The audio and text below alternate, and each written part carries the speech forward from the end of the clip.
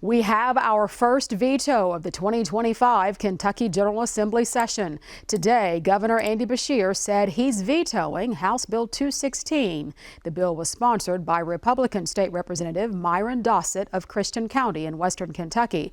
It would allow Kentucky Department of Agriculture employees to receive funds, awards, or contracts from their own department. Governor Beshear says that's unethical and unlawful. So this isn't, to me, about that department at all. It's about no one should be able to work in an agency and then apply directly to that agency for a loan or a grant from it. In the end, I believe it's unfair to farmers that don't work for the Department of Agriculture, that they are going to have to compete with someone else who's applied for the same loan and works next to the person who's going to determine it. Governor Beshear said he's still reviewing an abortion-related bill. House Bill 90 started as a bill dealing with freestanding birthing centers and was later amended to also clarify medical emergencies exempt from Kentucky's near-total ban on abortion. The governor says it's possible the bill might actually make it more dangerous for mothers. More on that topic coming up in our weekly check-in with NPR's Rylan Barton.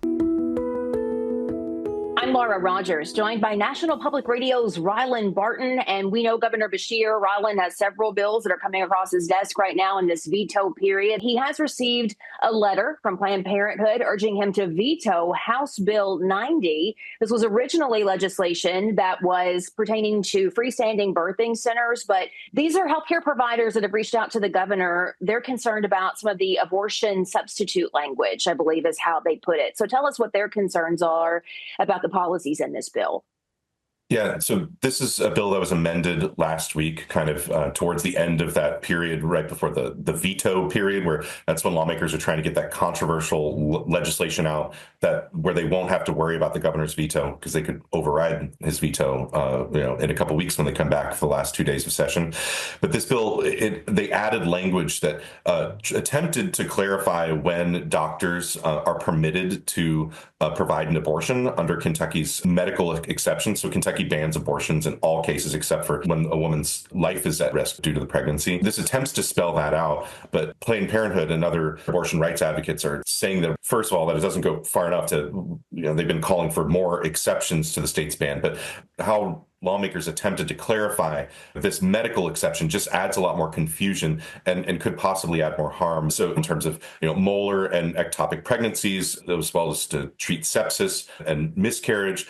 But what some of these doctors are saying is that by only allowing this in serious and fatal cases of miscarriage, say, or ectopic pregnancies, that it's still so far along in the process where a woman's life would be at risk, that doctors are still going to be confused and that patients are going to be, they're going to still be put at risk. As you said, this was added to a relatively not controversial bill dealing with freestanding birth centers. And also advocates are saying that this was just rushed through at the last minute without a lot of public input.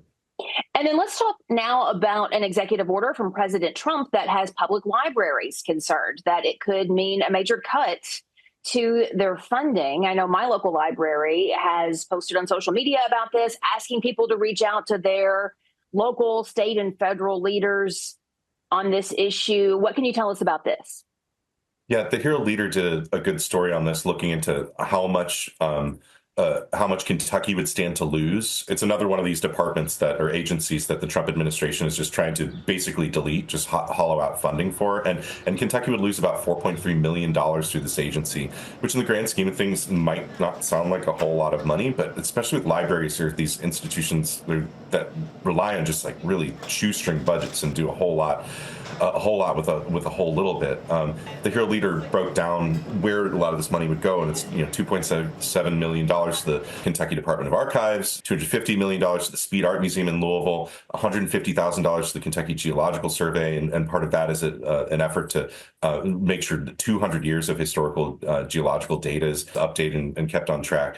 It's just another one of these examples of how really states are going to stand to lose in a lot of these funding cuts.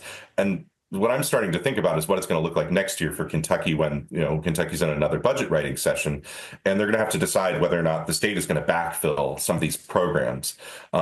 if in fact the federal government goes through with hollowing them out. And there's just, this is just one small part of this whole effort.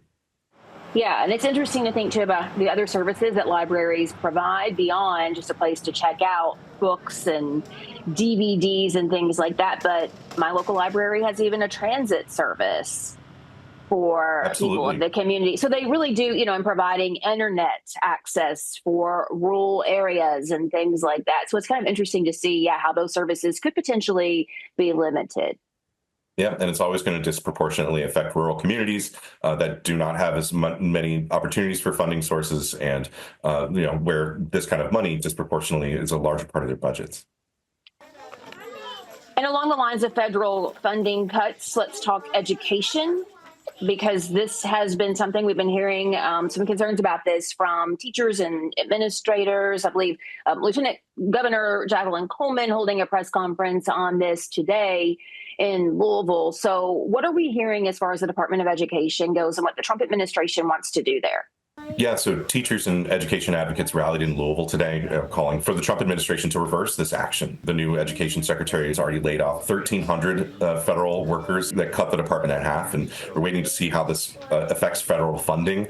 Kentucky receives about $1 billion in federal funding that go to schools each year. About half of that is from the Department of Education, like $550 million. The other funding comes from the Department of Agriculture for food programs. But all of this is under fire at this point. And again, this is something that this funding, if it is in fact zeroed out, it's something that affects rural districts a lot more than urban districts, although there's a lot more money that certainly goes to urban districts. So Jefferson County Public Schools, for example, they receive almost $100 million in Department of Education funding. That's going to be a big hit to them, but doesn't make up a giant percentage of their budget. Owsley County, meanwhile, this is according to a Kentucky Public Radio analysis, they receive about 40% of their funding from federal education dollars. The legislature and state governments are going to have a lot of hard questions to answer and a lot of things to have to figure out once they're writing their budgets again, once these cuts go through. Rylan Barton with National Public Radio. We appreciate you so much. Thank you. Thank you, Laura.